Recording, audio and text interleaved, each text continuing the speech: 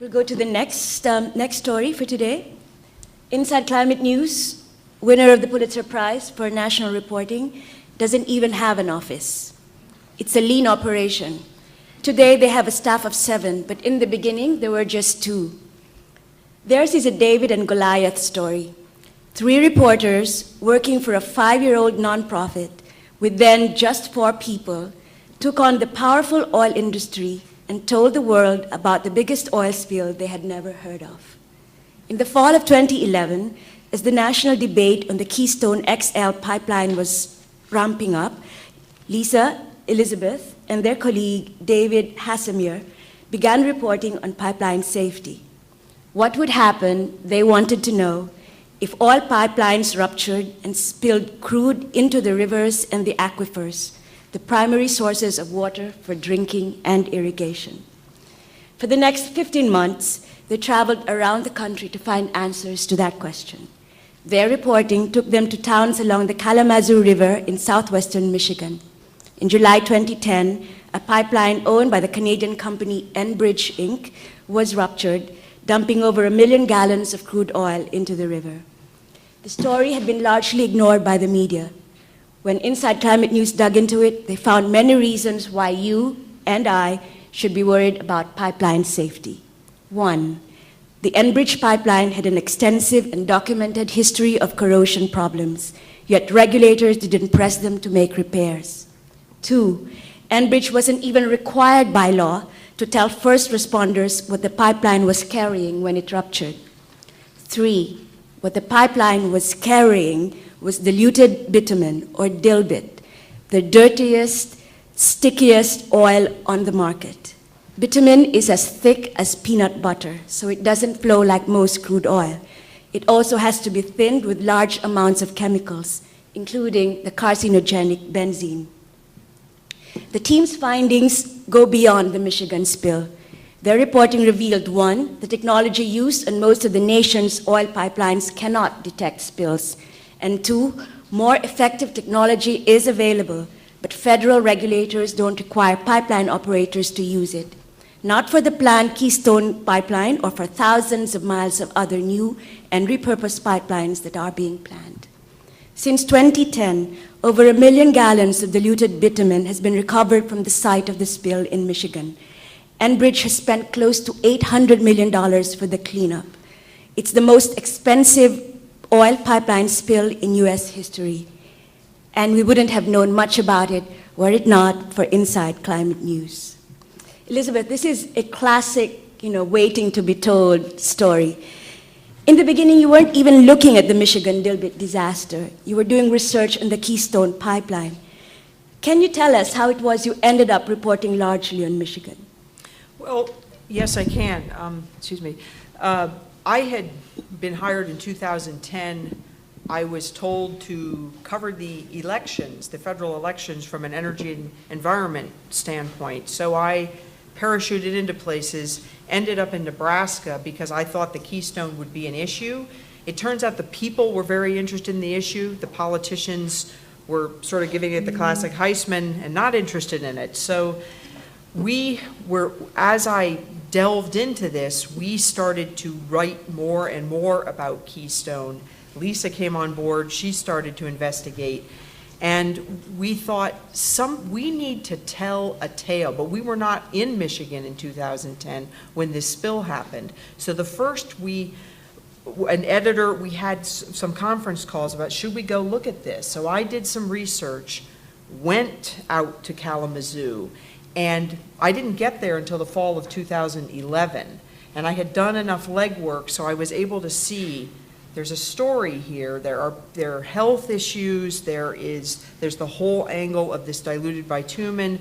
There are multiple angles. But once I found John LaForge, who is the lead in the story, whose trail we follow throughout the whole thing, I thought, we have a story. I mean, this guy, honestly, I talked to him more than my spouse, I think, for 7 or 8 months. So it just had all the elements, plus the cleanup was still going on. Okay, I think we have to introduce John LaForge to, I don't think everyone here read the story, right? I mean, own up, everybody, how many? So Tell us why John LaForge, and why was that the key to your story? Well, he was a man who I called him from I live in Washington, D.C. Remember, we live all in different places and are working out of our home. We're not, in one newsroom. So every time we want to communicate, we're texting, emailing, calling, whatever. So I had found John LaForge, and the first time I called him, he said, I'd like you to come out. I'd be interested in talking to you. And you have to hold the phone out here because this guy has this large voice. And he's a resident Kalamazoo. Right, he lives in Marshall, Michigan, which was ground zero for that spill. He had this peanut butter-like black goo wafting through his property. He had to be evacuated from his home. His whole family had to move to a hotel. He has never moved back to his home. He did get a settlement from Enbridge. He built a new home. So he became my story. And when I met him, it was even better. I mean, I thought, this guy is out of central casting. I mean, he's what reporters look for. So when I got out there and he guided me around, and that's the magic of reporting. You have to do the legwork, but you have to be open-minded enough to listen so that you don't get tunnel vision and think, this is my story and I'm going to tell it this way. So every time he mentioned somebody, I would, one thing led to another. It was this thing where you get one source, because I was putting together a narrative, but I was there when the narrative was halfway through. So I had to go back and try to put the reader in the place.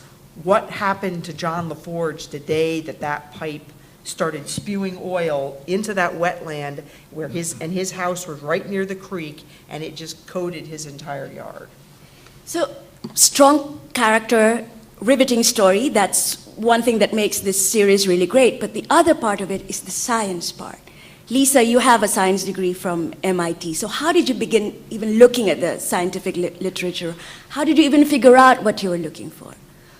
Well, I tried at first. I guess I got pulled into this story about halfway through. Susan, our editor, said, Lisa, you should help with the science. And I thought, okay, I'll just look up something on Google Scholar, but it didn't exist. There were no peer-reviewed journal articles about how dilbit behaves when it spills into water. So then my plan B was to call up experts in Canada. They were university researchers or industry scientists who work with dilbit, and none of them would return my phone calls. So that didn't work either. So I ended up going through as many public documents as I could find. There were a couple of reports from the EPA, and there were some petroleum engineering textbooks someone found for me, and just really taking any tiny bit of information I could find on the chemistry of dilbit. And then I would put together these notes and give them to oil spill experts in the US. And these were people who had never worked with dilbit, but they had worked on the BP oil spill, or they had worked with NOAA and the US Fish and Wildlife Service, and they knew enough chemistry that I would give them little bits and pieces and they could put together the story for me.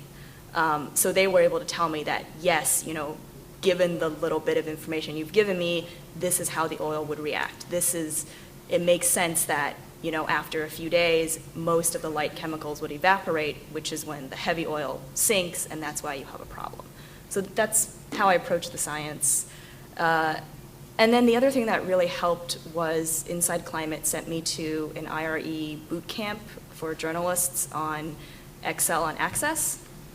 And having that skill set was really helpful. We were able to fact check and pull out interesting tidbits from the air monitoring that EPA had done after the spill, because they were trying to figure out how much benzene was in the air and was it safe for people to breathe. So that helped there.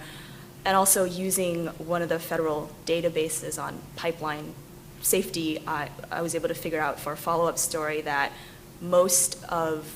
during most of the oil pipeline spills in the country, the software that they have for detecting spills is pretty much useless. So only 5% of those spills were detected by the company's technology. And that was, again, really helpful. The interesting finding in this series was that the federal regulators didn't even know what was going on at the time of the oil spill. Right.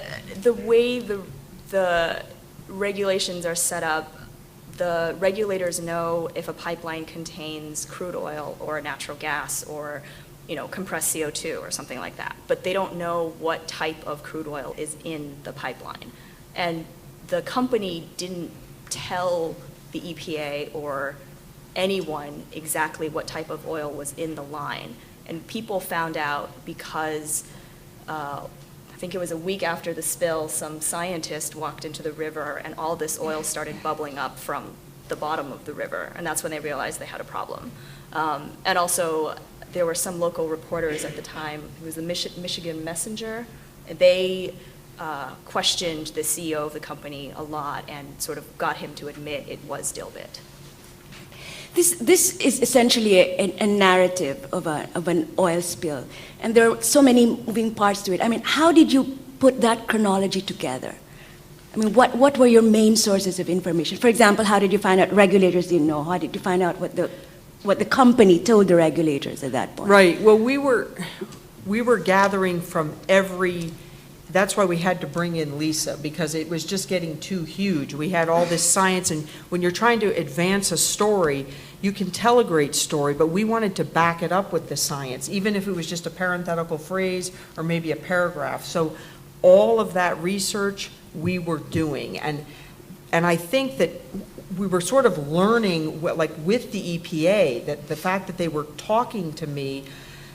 The federal government isn't exactly cooperative on many levels, you will find out, but I think they were hoping that we would get some answers that maybe they weren't getting, so they were sharing information, which was very helpful. So it was a matter of, I threw out a rough draft so that we could see all our holes, but we knew we needed to check, and we had to do our due diligence. We had to be accurate. So this was going over and over and over things, calling, people in Washington, checking with the people in Michigan. It is a constant back and forth. You're an online-only news organization with a small staff and a small budget, and you're taking on the oil industry. That's not easy, right? No, that's why you use a tape recorder when you're in the room with Enbridge and there are 4 of them and 1 of you. But what obstacles did you face? Where did you feel a lawsuit, for example? Did you have enough resources to continue the reporting? Did you have enough editorial support? Yeah, when we started this, I didn't know what it was going to turn into. I felt like I was building a geometric shape that maybe hadn't been invented yet.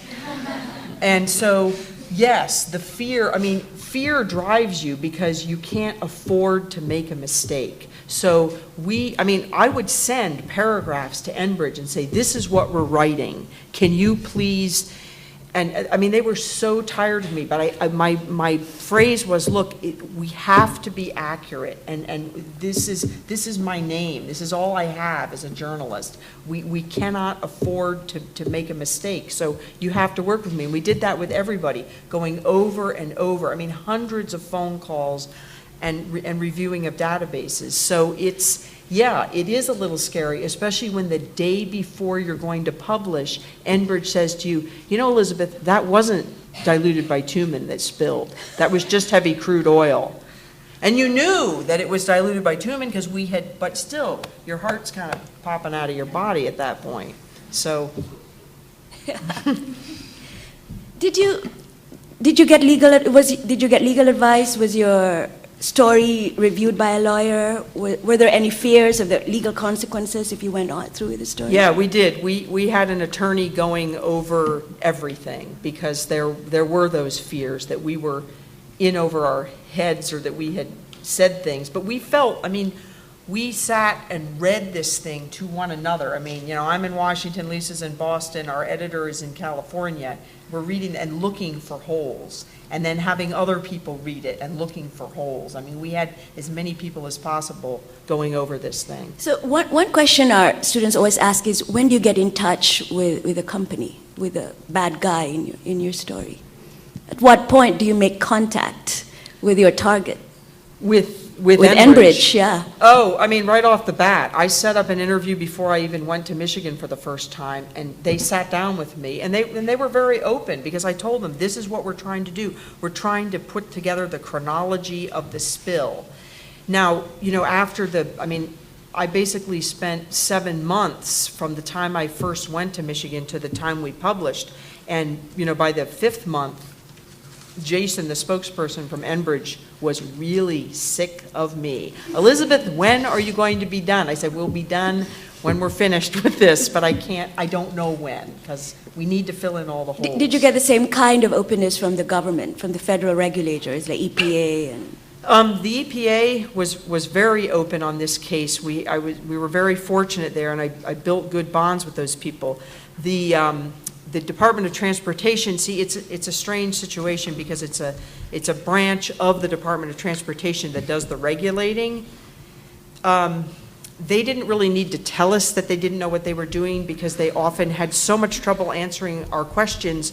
I felt like we should be working there and they should be doing our job. So that just became abundantly clear, but you can't just say that because that's how you feel about something. We had to prove that, which we were able to do with congressional testimony and with other pieces that we put together, and Lisa putting together those charts to show, the fox is clearly guarding the hen house. Lisa, what, were you going to say something? The one agency that really knew what they were doing was the National Transportation Safety Board, because they launched an investigation as soon as the spill happened, and they put out their final report about 2 weeks after we had published this story.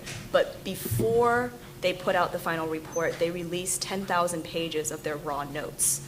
And so the Inside Climate News publisher and I just spent weeks going over those notes and using it to fact check everything we'd written and pulling out any interesting little details we could. Like from those notes and from their timelines, we discovered that right after the spill, Enbridge called their PR department before they told the federal government. So just little things like that that were really helpful and made sure that everything we'd written was correct. So what was the impact of this story? I mean, it's easier to have impact on speeding cops. Harder, I think, to have an impact on pipeline safety. Yeah, I mean, clearly the pipeline problem has not been solved, and that's going to be a long journey.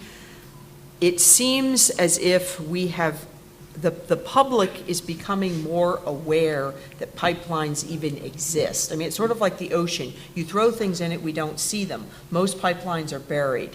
Now, I mean, we have become, we kind of put dilbit into the vocabulary, for one thing. People became aware of it. Then with this whole Keystone publicity, I think it's meshed where people say, oh, pipelines, for some reason I need to pay attention to that. So, has Congress come out and rewritten laws? Has the regulatory agency under DOT come out and written a whole bunch of new regs and rules? No, they haven't. But it's on the radar screen, and the public is pushing for this, especially in places where pipelines exist or are planned. Yeah. One of the things you said there was that the people who lived near the Kalamazoo River didn't even know there was a pipeline in their community, right? Yeah.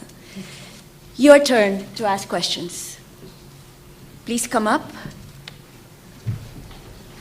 And those of you who want to ask, just line up near the mics. And there's another one over there. Hi, I'm Charlotte. I was wondering your opinion on why you think this was the biggest oil spill we'd never heard of until you guys came along. Was it just a timing thing, but for the Gulf oil spill we would have heard about it, or do you think there were sort of other issues at play as to why it wasn't reported earlier? I think you're right about the Gulf spill. That had happened just a few months previous, and everybody was still obsessed with watching that camera and all that oil pouring out of there. And this oil spilled in a wetland, went into a creek, went into the Kalamazoo River. They ended up closing 38 to 40 miles of the river.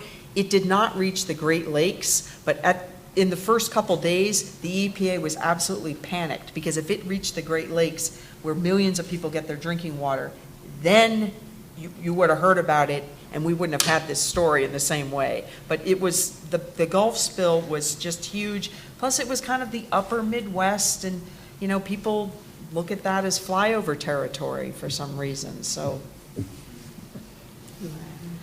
Yes. Okay. As newsrooms continue to shrink, more and more people are going to be doing what you do, which is working from home or collaborating remotely.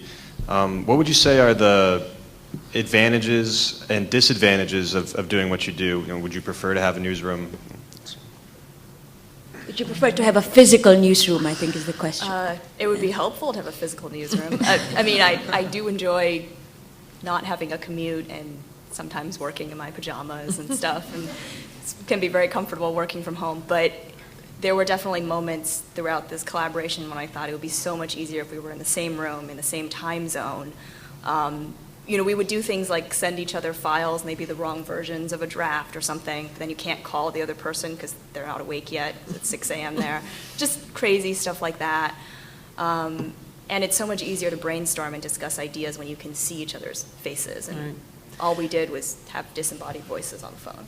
But, our running joke became, because we were so obsessed with this, and we were devoting so much of our staff, and we had sort of we became a niche publication, we thought we should become Inside Pipeline News, because that's what we were doing. Because when you take that many people off of the daily stuff, and with the web, you've got to feed the beast all the time, and we were having to find other ways to do that. So it was for the grace of the rest of the staff that they were willing to say, this evidently is important enough to us to continue with this. So it was an experiment, kind of a little bit of a seat of the pants experiment. So the gentleman over there, yes. Yeah, y'all probably know now about as much, if not more, about the regulatory apparatus for these things than anyone else in the country at this point.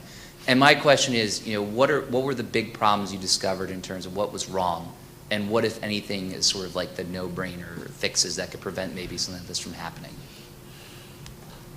Well, I can start. One thing that's wrong is that people don't know what is flowing through these pipelines. The location of pipelines, when you look at a map, the agency is called PHMSA, the sub-agency under DOT. They don't want terrorists to know exactly where those lines are, so they will be sort of where they are. They'll be in Michigan, but not necessarily near the Kalamazoo River. So that part, the safety measures. For instance, we did a story where they talked about the Keystone XL having 57 new safety measures, and we dug into all of them. 12 of them actually would improve safety. The rest of them were just a bunch of blather. So I think those are the big problems, that we're finding out pipelines were made of subpar materials and that they aren't maintained, and that really PHMSA relies on the actual companies to report problems. Plus, they're allowed to be fined and not have to fix problems. The breaches along Enbridge, the 6B pipeline, were clear, and they weren't forced to repair any of them. They would be able to get delays. Do you want to add anything? I think when it comes to dilbit, dilbit is a product we've only been transporting in pipelines in large quantities since 1999. So it's not regulated any differently from regular crude oil, but it behaves differently when it spills. So that's obviously a gap in the regulations. And like Elizabeth said, if you don't know what's in the pipeline when it spills, you don't know how you're supposed to manage the cleanup. And it can be very crucial in those first few hours to know what's the best way to clean it up quickly. Sorry. And whether or not people need to be evacuated. The health issue is huge with this because of the benzene. So, the head of PHMSA says pipelines and people shouldn't mix, but they clearly are mixing, because people are building subdivisions on pipelines as we speak, and nobody knows they're there. And just to clarify one point, so the agency has the power to fine but not to require fixes or something to that nature? They can do both, but they seem to be, they are able to get, they don't have companies meeting deadlines. There are constant extensions, and it's this weird gray area. Thank you. Yes. Hi. Do you think that being a smaller, more niche organization helped you get a higher level of access, especially to the big corporations? Like, for instance, do you think a New York Times or a Washington Post pursuing the same story would have faced certain obstacles that you didn't? No, I just think it was, I think that maybe it was because they were like, well, we don't know who you are, I guess we'll talk to you. I mean, so but no, I think that I think anybody could have pursued this story. We just did it because we saw it as a place that was undercovered and thought, wow, we could maybe make something out of this. Okay, our last question. Hi. You mentioned that you were kind of told by the execs that if you keep writing about this, they would be speaking to their friends in Bloomberg. So I was wondering, can you give us a bit more context, and how did you deal with that? Did you just like ignore that? Oh, that was, I think that was after you left. Yeah, Inside okay. Climate. Yeah, it was So in this one of the was, follow-ups. once David Hassmeyer joined us and started writing about landowners were complaining about Enbridge because Enbridge was building a brand new, larger pipeline parallel to the existing one, and there were landowners with conflicts. They said they were being bullied by the company, stuff like that. And at one point, Enbridge called our editor, Susan White, and said, you know, we think you've written enough stories now about this new pipeline. You should stop. You've already written 2 or 3. That's all you have to do. And obviously we didn't stop. And then they said, if you keep writing, we'll call our friends at Bloomberg News. And Bloomberg syndicates some of our stories. And that's a big deal because they have, a lot of their readers are a different audience than the people who read our website. But I guess our editor and publisher decided, you know, if that happened, then it was going to happen. We weren't going to stop reporting. So. Yeah. So thank you.